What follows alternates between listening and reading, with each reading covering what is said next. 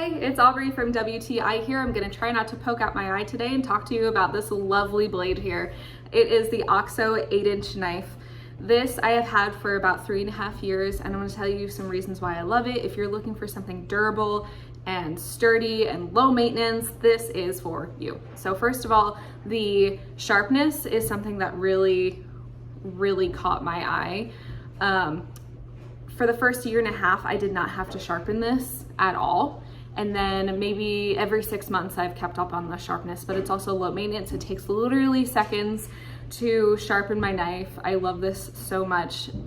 So another reason I love this is because it is very sturdy. This little joint right here has not moved.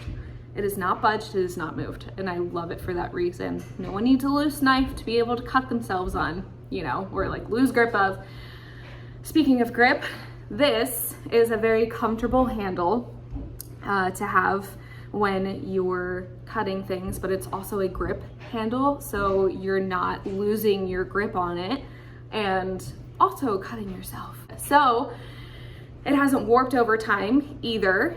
It has stayed straight, it has stayed unwarped, and I just love this knife so much. So if you are looking for something very sturdy, very durable, low maintenance, this is for you, but that's just my point of view.